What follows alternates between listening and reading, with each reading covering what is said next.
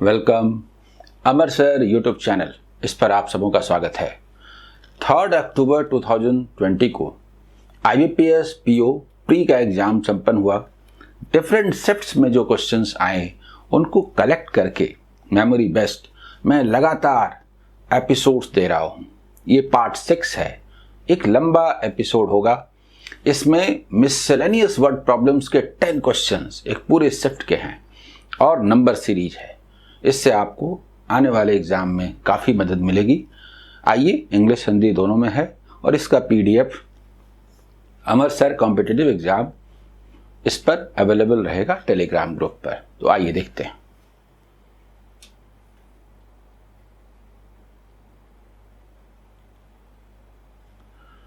तो सबसे पहले हम लोग नंबर सीरीज पर आते हैं। ठीक है, आप जानते हैं कि स्लोप मेथड अल्टीमेट है। इसमें सबसे पहले देखिए, डेसिमल्स हैं, ठीक है, लेकिन टाइम्स नहीं हो रहा। इसका मतलब एडिशन सब्ट्रैक्शन में छुपा हुआ है। यहाँ क्वेश्चन मार्क है तो यहाँ तो पता चलेगा नहीं। चलिए यहाँ से देखते हैं। तो यहाँ पर क्या है, +4.5। हमें मालूम नहीं क्या रूल है, लेकिन एडिशन होगा ये तो तय है। इधर से लेस हो रहा है तो लेस करना अच्छा नहीं लगता, इधर से ऐड करते हैं 3.6, तो इधर से हुआ -3.6। कुछ अच्छा लग रहा है। चलिए एक बार और, इसको 9 अगर बोले तो 2.6 और 0.1 2.7 रूल ही क्लियर हो गया। नहीं, देखिए 9 इंटू बोले 0.5, बोलिए 0.5 9 इंटू 0.4 9 इंटू 0.3 चल रहा है। इसका मतलब 9 इंटू 0.2 होना चाहिए, यानी -1.8, क्योंकि ये अल्टरनेट है। और यहां पर 9 इंटू 0.1 यानी कि 0.9 होना चाहिए। इसका मतलब 10.7 होना चाहिए। बोलिए, अगर आप लेस करते हैं तो ये आता है, ऐड करते हैं इधर तो आता है, जैसे भी लीजिए। ठीक है, क्लियर। आगे बढ़ें अगले क्वेश्चन की ओर। नेक्स्ट क्वेश्चन, डिक्रीज कर रहा है ना, लेकिन टाइम्स का मामला नहीं है। पूछते हैं ये क्या है, -126। इधर क्या है, इधर क्या है, 10 पर खड़े होइए तो 64 और 1 65, यानी -65। बोले कुछ इशारा मिल रहा है, जो बात मैं बार बार कहता हूं, मिल रहा है। माइनस छोड़ दीजिए, 5³ + 1 माइनस, ओके, 4³ + 1। जरूरी नहीं कि ये रूल हो, फिर भी दुस्साहस। जब आप ज्यादा पढ़ते हैं, प्रैक्टिस होती है, तो एक तरह से अनुमान हो जाता है कि ये होना चाहिए। रॉन्ग नंबर सीरीज तो है नहीं, ये तो मिसिंग सीरीज है। ये कितना हुआ देखिए, इधर से 19 + 9 नहीं, 20 + 8, यस 28, तो -28। और इसने तो सब कुछ क्लियर ही कर दिया, 3³ + 1। अब तो सोचना नहीं, अब तो बिना कहीं गए हुए 2³ + 1 और 1³ + 1 हम लोग कर सकते हैं। देखिए 1³ + 1 और यहां माइनस, यानी कि सबों में माइनस है, -2, यानी कि 170 आंसर। चलिए लिख देता हूं, 2³ + 1, यानी कि इसको -9 होना चाहिए, है भी। क्लियर। इसके बाद नेक्स्ट क्वेश्चन, इसको देखिए, स्लोप का पता बड़े नंबर से चलता है और ये तो 9 टाइम्स है, 9 टाइम्स एग्जैक्टली है, तो टाइम्स ही सोचेंगे, 7 टाइम्स है। अब तो एक बात समझ में आ गई, इंटू 9 इंटू 7, यहां क्वेश्चन मार्क है, इसको लेके थोड़ा प्रॉब्लम है। यहां क्वेश्चन मार्क होता तो अच्छा था, लेकिन क्या अच्छा था, क्या हम लोग चेक नहीं कर सकते? Yes yes is equal to 3। Clear?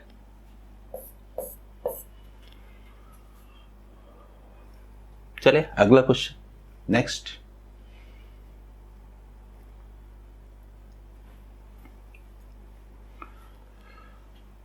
जब मैं स्लोप मेथड की चर्चा करता हूं तो मैं एक एवरेज मीन स्लोप की बात करता हूं, और आप एक बार में बता देंगे, चाहे यहां से 0.5, चाहे यहां से 2.5, आसानी से, इधर से चलते हुए भी, इधर से चलते हुए भी।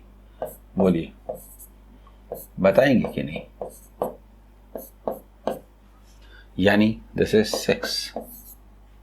क्लियर? मेरे ख्याल से सबसे आसान क्वेश्चन आपको ये लगा होगा। और इसके बाद नंबर सीरीज का लास्ट क्वेश्चन, फिर हम लोग ढेर सारे मिससेलेनियस वर्ड प्रॉब्लम्स करेंगे। देखिए तो सीरीज क्या है, डिक्रीजिंग, पता नहीं क्या है, पूछते हैं। -16, ओके, -8, -4, -2, -1, -2 माने 4, -1, ये भी आपको बहुत आसान लगा होगा। इस तरह से नंबर सीरीज का ये जो सेट है बहुत अच्छा रहा, और इस तरह का सेट आप बहुत आसानी से विदिन 2 मिनट्स आप कर सकेंगे, है ना? आइए इसके बाद हम लोग चलें मिससेलेनियस वर्ड प्रॉब्लम्स पर। पढ़ता हूं, क्वेश्चन तो है, सॉल्व भी आप करेंगे, but smart approach. A man invested a sum at a certain rate of interest on simple interest. ठीक है, किसी सर्टेन रेट पर एक व्यक्ति ने कुछ पैसा डिपॉजिट किया, and he got 60% more amount after 8 years. इसका मतलब 60% इंटरेस्ट है। अगर उसने 100 डिपॉजिट किया होगा तो 60 मिला, कितना किया नहीं मालूम, 60% मिला, 8 years में मिला, तो हम रेट निकाल सकते हैं कि ठीक है, तो 1 ईयर में कितना मिला। लेकिन निकालना जरूरी भी है कि नहीं, ये भी तो देखें।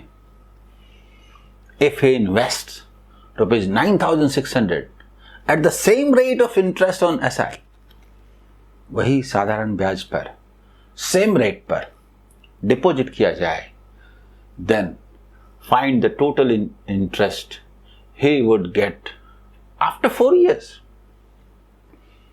अगर सेम रेट है तो रेट निकालने की क्या जरूरत है?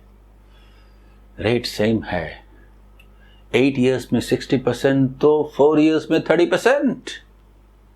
जल्दी बोलिए, मुझे एक बात बताइए, सिंपल इंटरेस्ट जो है वो 60% है, टाइम क्या है? 8 इयर्स। चूंकि रेट सेम है तो 4 इयर्स होने से ये कितना होगा? 30%। ये लिख रहा हूं समझाने के लिए, जरूरी तो है नहीं, तो बस हो गया। सिंपल इंटरेस्ट कितना मिलेगा?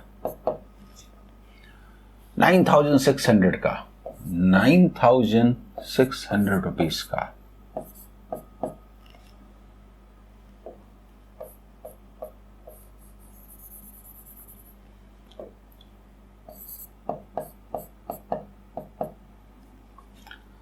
इसका 30%, 10%, 960, ना 1000, तो 30%, 3000। फिर बोलेंगे नहीं ऐसा कैसे, 40 लेस था तो 120 लेस, 3000 से 120 लेस, तो रुपीज 2880 नहीं, 3 इंटू 960 क्यों करें, 1000 माइनस 40 ऐसा क्यों ना करें, 3000 माइनस 120 2880 क्यों ना लिखें, और ये पूरा कैलकुलेशन मन में होगा, है ना। रेट निकालने की इसमें जरूरत नहीं है, बिल्कुल जरूरत नहीं है। क्वेश्चन बहुत शानदार है, मजा आएगा आपको। जो चैप्टर के क्वेश्चन हैं, वर्ड प्रॉब्लम्स हैं। A is 40% more efficient than B. देखिए, मैं आगे पढ़ने के पहले ही एक बात कहता हूं, टाइम एंड वर्क में बहुत सारे मेथड्स हैं, लेकिन जो यूनिट वर्क मेथड है हर जगह उतना फायदेमंद नहीं होता। लेकिन जहां साफ साफ इफिशियंसी का कंपैरिजन कर दे, यूनिट वर्क मेथड का कोई विकल्प नहीं है। इतना अच्छा कोई दूसरा मेथड हो नहीं सकता। देखिए ना, मुझे आगे पढ़ने का मन ही नहीं कर रहा है, मैं तो कह रहा हूं ऐसे, ए एंड बी। ए जो है 40% मोर इफिशियंट, 2/5 मोर इफिशियंट, यानी ए 2/5 मोर इफिशियंट देन बी। तो बी अगर 5 है तो 2 मोर है तो 7 है, 7:5। हम मान सकते हैं कि 7 यूनिट पर डे और 5 यूनिट्स पर डे। मानना ठीक रहेगा कि नहीं रहेगा? तो आगे बढ़ते हैं। And both together can complete work in 9 and 3/8 days, यानी 75/8 days। तो जो हम चाहते हैं work, that should be divided by 8, 75/8, और ये 12 होगा। इसलिए हम रेशियो को बनाए रखते हुए कैलकुलेशन को आसान बनाने के लिए डबल कर देते हैं, 14 यूनिट्स पर डे। आप ये भी ले सकते हैं, लेकिन इसमें थोड़ा फ्रैक्शन आने का चांस रहेगा। चांस नहीं रहेगा, आएगा ही, वो तो हमने चेक कर लिया पहले ही। दोनों मिलकर के काम करें तो टोटल वर्क क्या होगा। क्यों किया हमने, देखिए क्यों किया हमने। 75/8 डेज में पूरा वर्क करेंगे। दोनों मिलके 8 से डिविजिबल होने से अच्छा रहेगा ना। 7 और 5 तो डिविजिबल नहीं होता था ना, 7 + 5 12, लेकिन 24 होगा, 24 यूनिट्स पर डे, और हमारा कैलकुलेशन बहुत आसान हो जाएगा। 225 यूनिट्स, ये हमारा टोटल वर्क है। अभी तक हमने क्वेश्चन पढ़ा भी नहीं है, बस थोड़ा सा पढ़ा है, क्योंकि चीजें डिफाइन हो गई। देखिए,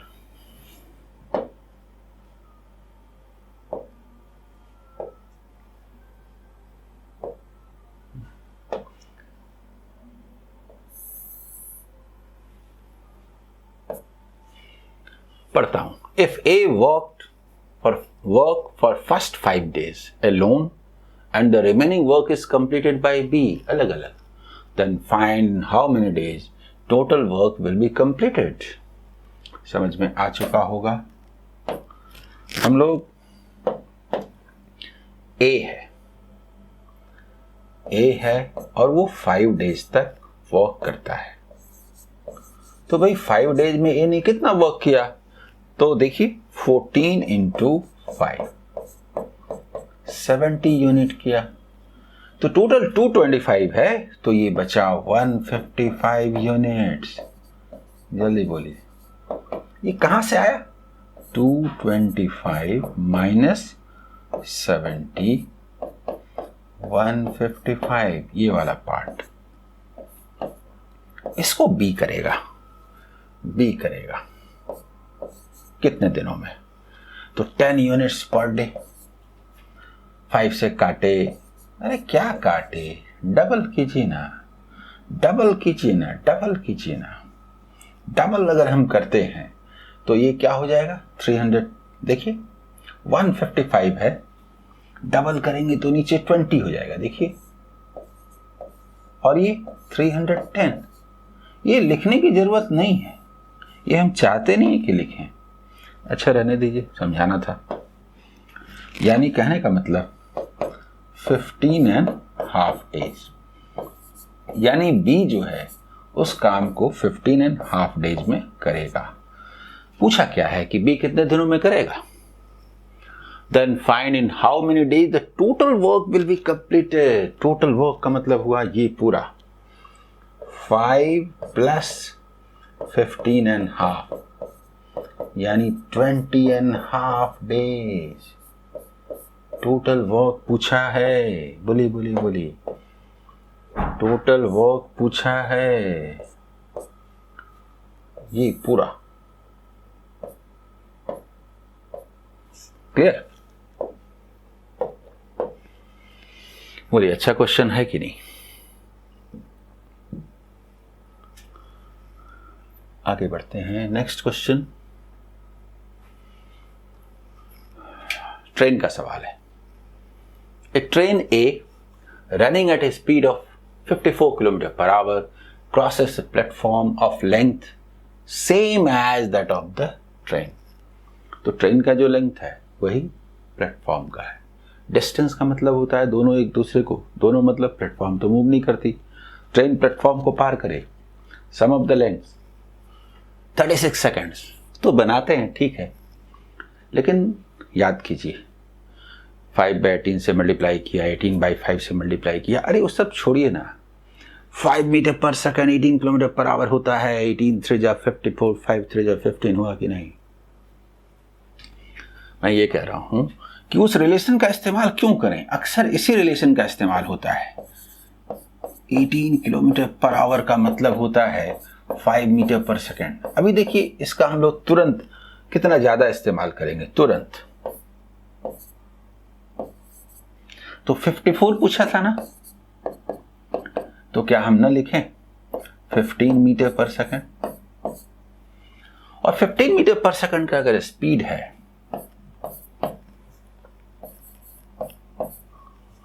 और यदि 36 सेकेंड्स लगते हैं तो इसको क्या लिखेंगे 30 इंटू 18 540 मीटर। लेकिन ये दोनों के लेंथ के सम के बराबर हुआ, यानी 2x हुआ एक तरह से। मतलब train A is equal to platform, उसका लेंथ x। तो x का वैल्यू क्या आया, x का वैल्यू आया 270 मीटर, ट्रेन A का भी और प्लेटफॉर्म का भी। इफ ट्रेन B, अच्छा, विच इज 230 मीटर्स लॉन्ग, तो ट्रेन B का लेंथ मालूम 230 meter long, crosses the same platform, वही 270 मीटर वाले को, in 25 seconds. Then find the speed of train, यानी कहने का मतलब बताता हूं, स्पीड किसका, ट्रेन B का, प्लेटफॉर्म को पार करेगी 270 प्लस 230, और ये टाइम लगता है 25 सेकेंड्स, यानी कि 500 मीटर बाई 25, यानी कि 20 मीटर पर सेकेंड। मैंने पहले ही कहा था कि 20 मीटर पर सेकेंड क्या होगा 4 टाइम्स, क्या ये 72 किलोमीटर पर आवर ना होगा।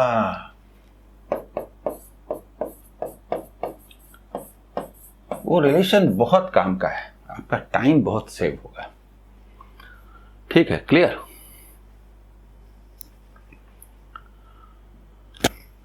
अगला सवाल, next. 4 years ago the ratio of the ages of A and B was 3:4। आज से 4 साल पहले का रेशियो दिया हुआ है, ओके।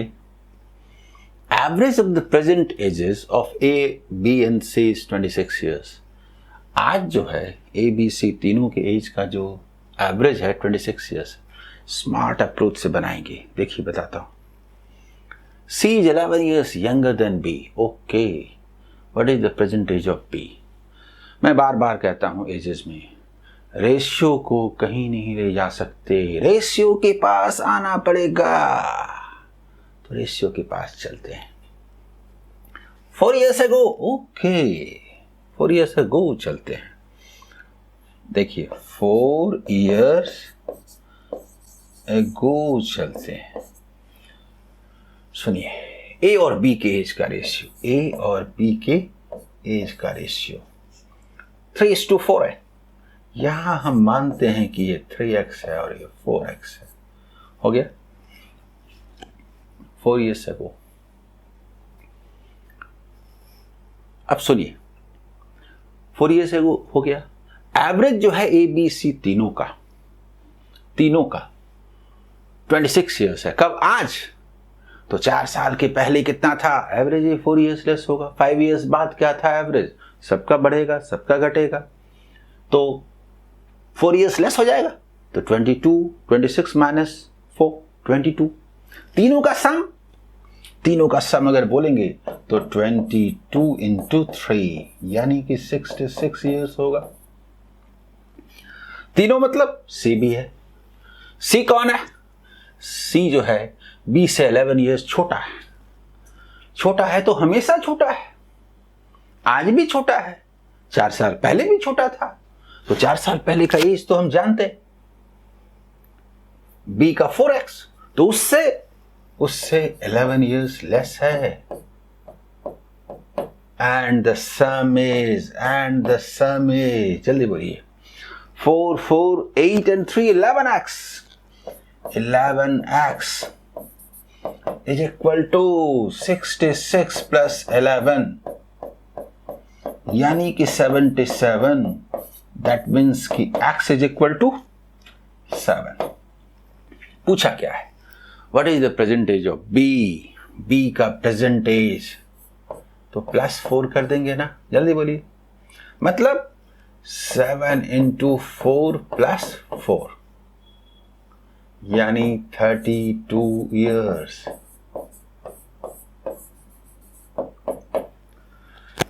बोलिए ऐसे अगर आप क्वेश्चन सॉल्व करेंगे तो कितना टाइम सेव होगा एग्जाम में, ये बताइए। पूरा का पूरा कंसेप्ट जो आप प्रॉब्लम बेस्ड ऑन एजेस में पढ़ते हैं उसका एप्लीकेशन हो जाता है। आइए नेक्स्ट।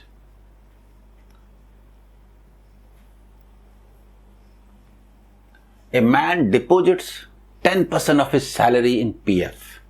देखते हैं कि इसमें बढ़ना कैसे है।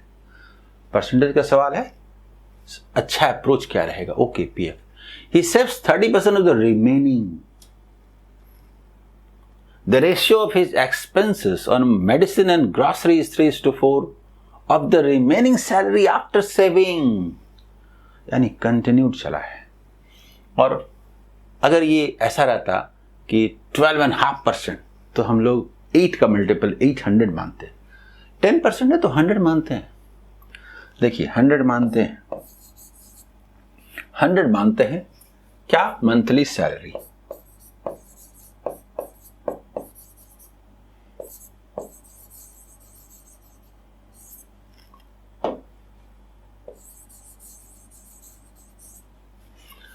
देखिए इसका 10% पीएफ पे जाता है, तो सबसे पहले 10% इसका कितना होगा? यानी 10 वो पीएफ में गया। ओके, यानी इससे 10% निकल गया। ठीक है, तो क्या बचा? 90। ठीक, इसका 30% सेविंग होता है, तो इसका 30% 27 हुआ। ये क्या है? सेविंग है। ओके, यानी इससे 30% निकल गया, यानी 10 निकल गया, यानी 27 निकल गया, तो 63 बचा। ठीक है, और इसको खर्च किया जाता है मेडिसिन एंड ग्रोसरी पर 3:4 के रेशियो में। रुकिए, तो ये टोटल जो है मतलब 3 अगर मेडिसिन है तो 4 क्या है? ग्रोसरीज। तो टोटल क्या है? 7। टोटल का मतलब 63, मतलब परसेंट। यहां 100 माने तो परसेंट, इसे हम 100 माने तो परसेंट, इंटू 9, तो ये कितना हुआ, ये कितना हुआ, इंटू 9 होगा ना 27%, 36%। जो पूछे वो बताएं, जो वैल्यू दिया रहेगा उसका इस्तेमाल करेंगे, है ना।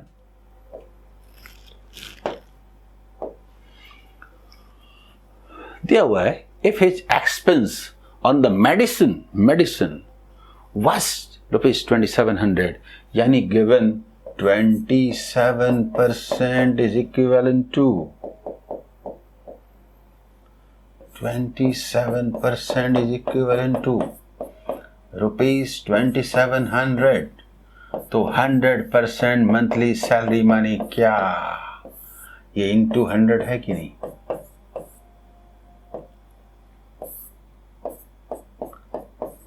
यानी कि ₹10,000।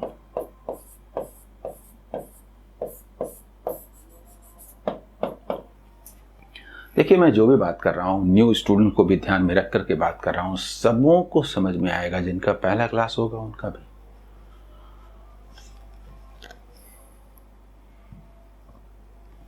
ठीक है, चले अगले क्वेश्चन की ओर। अगला जो क्वेश्चन है, आइए देखिए। In a mixture of milk and water the proportion of milk by weight is 60%. If from 80 gram of mixture 20 gram of mixture is taken out and 6 gram of pure water is added to the mixture, then find the ratio of milk and water in the new mixture. Smart approach। वैसे मैं समझाता हूं आपको, ठीक है। देखिए,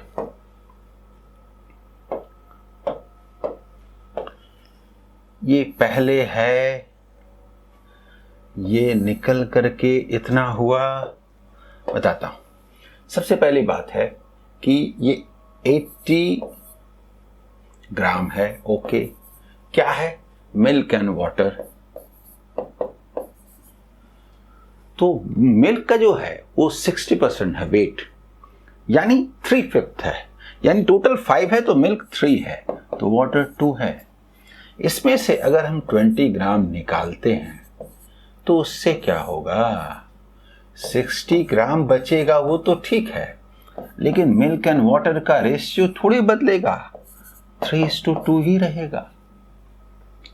और आराम से बता देंगे 5 माने 60, मतलब 5 माने 60, जल्दी बोलिए, इंटू 12, तो ये हुआ 24 ग्राम और ये हुआ 36 ग्राम। होगा कि नहीं, बोलिए, 36 ग्राम, ठीक है। अब इसमें 6 ग्राम वाटर डाल दें अगर, तो जो नया रेशियो बनेगा वो 36:30, यानी कि 6:5 होगा। बोलिए, ये समझ में आया। हमारा अगला सवाल, नेक्स्ट क्वेश्चन।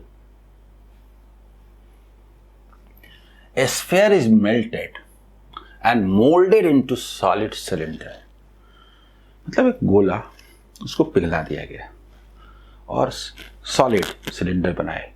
वॉल्यूम तो सेम होगा ना, वही मटेरियल है ना जिसका शेप बदले, वॉल्यूम सेम है। If radius of both solids are equal, और रेडियस भी इक्वल है, then find the ratio of the total surface area of a sphere and to the total surface area of cylinder। देखिए, मैं बताता हूं, अगर हम इसकी बात करें, स्फीयर की बात करें और एक सिलेंडर की बात करें,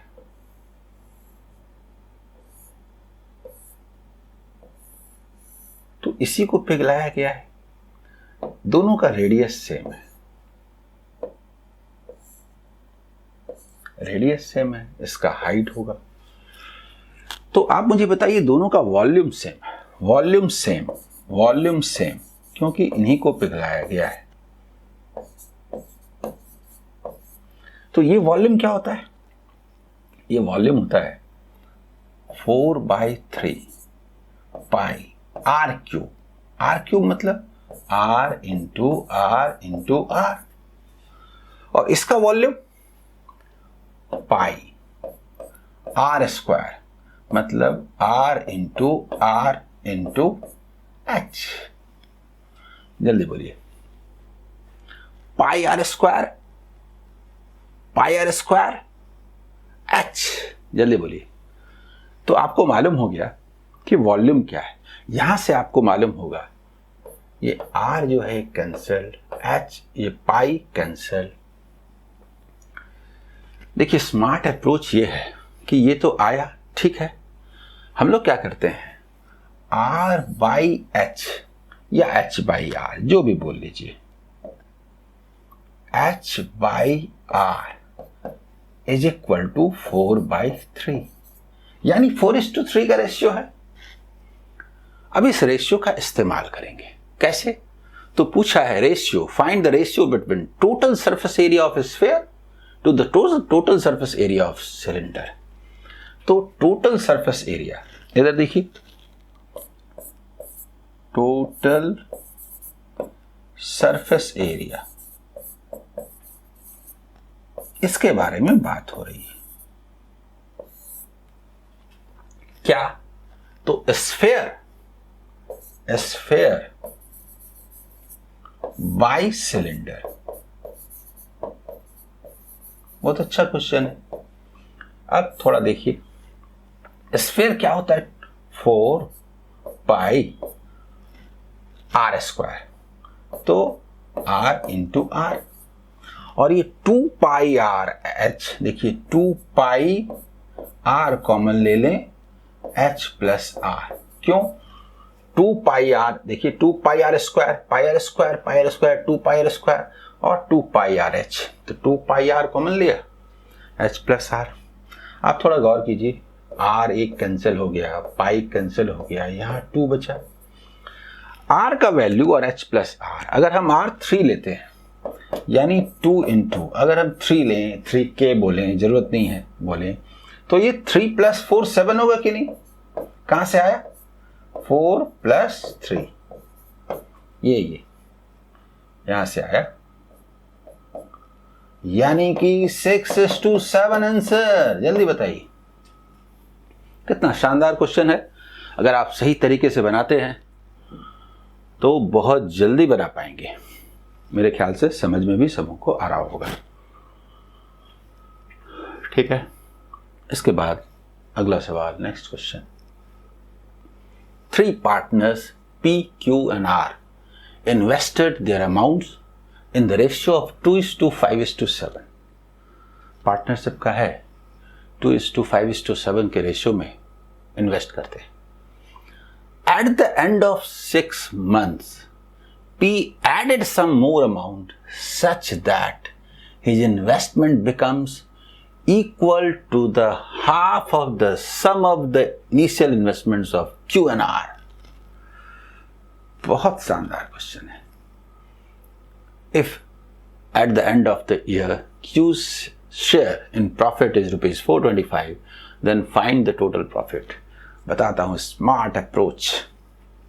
इधर आइए, this is P, this is Q, this is R, ठीक है।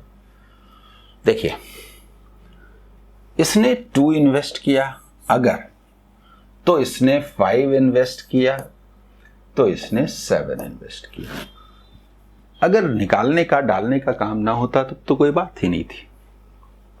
6 मंथ्स के बाद बोले ठीक है भाई, आपका 6 मंथ तक रहा। उसके बाद पी क्या करता है? कुछ और पैसा डालता है। थोड़ा सोचिए, X रुपीज डालता है। X में मानना नहीं चाहता, समझाने के लिए बोल रहा हूं। X रुपीज डालता है, तो पहले 2 है तो X हो गया, लेकिन अब तो दिक्कत है क्योंकि 2 तो नहीं है, वो तो रेशियो है। अच्छा छोड़िए ना, जो डाला सो डाला, ओके, जो डाला सो डाला। डालने से होता क्या है? तो अब जो P का इन्वेस्टमेंट है वो दोनों के सम के, देखिए हाफ के बराबर हो जाता है। यानी अगर हम ये 5 माने 7 माने तो 12 का हाफ 6 अब हो जाता है, पहले तो 2 था, ये 6 हो जाता है। इसका मतलब ये है कि उसने 4 इन्वेस्ट किया। जल्दी बताइए। तो व्हाट इज 4? ये वाला है ना, ये वाला अब 6 हो जाता है। क्लियर? हम बोल सकते हैं इसमें ऐसे कि नया जो ये हुआ वो 6 हो जाता है। 2 + 4 समझाने के लिए है। चलिए इसको थोड़ा ऊपर लिखते हैं दूसरे तरह से। 6 हो जाता है। 6 का मतलब 2 पहले था तो उसने 4 इन्वेस्ट किया, ये याद रहे। जल्दी बोलिए, जो कि 6 तक रहा। जल्दी बोलिए इनिशियल इन्वेस्टमेंट का। अब आप मुझे ये बताइए कि ये तो 12 मंथ तक बिजनेस चला, तो ये रेशियो होगा कि नहीं? बताइए। हम लोग इसको बोल सकते हैं कि चूंकि 4 जो है इसका 2 का डबल है, मतलब जो इनिशियल इन्वेस्टमेंट था उसका डबल उसने फिर इन्वेस्ट किया, यानी 200% इंटरेस्ट इन्वेस्ट किया, ऐसे ही बोल सकते हैं। आगे हम लोग इसको सॉल्व कर लेंगे। चूंकि रेशियो है तो हम लोग बोलेंगे कि 2 है तो 4 इन्वेस्ट किया तो 6 हो गया, जो कि इसके सम के हाफ के बराबर है। बस 200% investment more, so that it becomes 300%। अब देखिए, इसको कॉमन भी ले सकते हैं। चलिए ठीक है, इसको लिख देते हैं 48। तो हम लोग कैंसिल कर सकते हैं ना, 12 और ये 4, तो क्या आ गया? 4:5:7। ये प्रॉफिट का रेशियो हुआ, समान समय में प्रॉफिट का रेशियो हुआ। अब आपको वैल्यू क्या दिया है? तो Q का वैल्यू दिया हुआ है प्रॉफिट पे, तो this is equivalent to rupees 425। और हम लोगों से पूछा क्या है? Total profit. तो वो सब इन्वेस्टमेंट हमें चाहिए नहीं। तो टोटल प्रॉफिट क्या है? 16 को क्या बोलेंगे? तो इसको डबल अगर कर दीजिए तो 85 टाइम्स हुआ, यानी into 85। कैसे निकालेंगे पता है? हम लोग बोलेंगे 16 into 85 को 8 into 170। 17 8 जा नहीं मालूम तो 17 4 जा मालूम, 68 का डबल 136, यानी ₹1360। बोलिए, समझ में आ रहा है? चले अगले क्वेश्चन की ओर। नेक्स्ट है 49। देखिए, ए शॉपकीपर, बहुत शानदार क्वेश्चन है। Marks up the price of LED 60% above the cost price and gives 3 successive discounts of 12.5%, D%, 25%, मतलब बीच वाला D%, D नहीं मालूम। If shopkeeper made a loss of 16% on LED, then find the second discount allowed by the shop। देखिए कितना मजेदार है। बताता हूं आपको तरीका। ये जो डिस्काउंट दिया जाता है ना, उसका ऑर्डर से कोई फर्क नहीं पड़ता, तो ऑर्डर को हम लोग अपने अनुसार इस्तेमाल कर लेंगे। बताता हूं।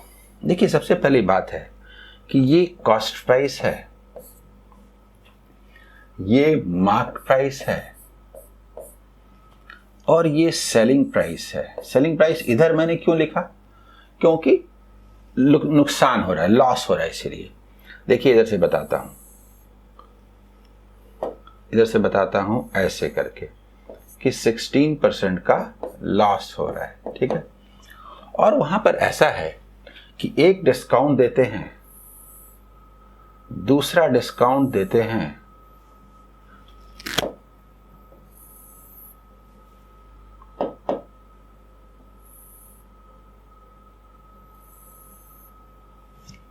तो एक डिस्काउंट देते हैं तो सेलिंग प्राइस, दूसरा डिस्काउंट देते हैं अगर इस पर सेल करते तो दूसरा सेलिंग प्राइस, चूंकि एक और डिस्काउंट देते हैं लॉस होता है तो यहां आ जाता है और हम लोग इसका ऑर्डर बदल देते हैं। जैसे फर्स्ट 25% का डिस्काउंट कहीं से भी लीजिए, उसके बाद या इधर से लीजिए या उधर से, कोई फर्क नहीं पड़ता, कि 12.5% का डिस्काउंट, फिर बोलते हैं 25% का डिस्काउंट और फिर बोलते हैं D% का डिस्काउंट। ये मैप है आपका, शुरुआत कहीं से भी कर सकते हैं। सबसे अच्छा ये है कि हम लोग सोचिए पहले, मार्क जो करता है, अगर हम कॉस्ट प्राइस को 100 माने तो आप देखिए 84 क्या होगा सेलिंग प्राइस, और ये लिखा हुआ है कि 60% अबव मार्क करता है, यानी कि एक ऐसे बोलते हैं दिस इज प्लस 60%, यानी ये 160 होता है। जल्दी बोलिए। और अब आप देखते हैं लिंक कैसे है यहाँ के साथ इसका, ये तो हमें मालूम नहीं है, लेकिन यहाँ के साथ ऐसा और आराम से आ जाएं। 1/8 इसका मतलब 20 का डिस्काउंट, यानी 140, 25%, 1/4 मतलब 35 का डिस्काउंट, 35 का डिस्काउंट तो 105 हो जाए। और उसके बाद ऐसा डिस्काउंट देता है कि 84 में सेल होता है और नुकसान होता है। पूछा क्या है कि ये डी कितना है, डी का मतलब क्या हुआ, डिस्काउंट हुआ 21 का, 2105 का क्या है, दिस इज 1/5, दैट मीन्स कि 20% डिस्काउंट। जल्दी बोलिए। और भी तरीके से बना सकते हैं, रेशियो मेथड से बना सकते हैं। ये मैंने समझाया कि न्यू स्टूडेंट्स को इसका मैप समझ में आएगा, इसीलिए मैंने डायरेक्शन देके इस तरह से बनाया। ठीक है, इसके बाद आइए last question, miscellaneous word problems है। ठीक है, the speed of a boat in still water is 12 km/h and the speed of a stream is x km/h, और x का वैल्यू बताना है। If in travelling 270 km up stream boat takes 66 and 2/3% more time than traveling 270 km down stream, distance same है up stream and down stream में 270 kilometre, time के बारे में ratio दिया हुआ है। जानते हैं कैसे बनाएंगे? देखिए, डाउन स्ट्रीम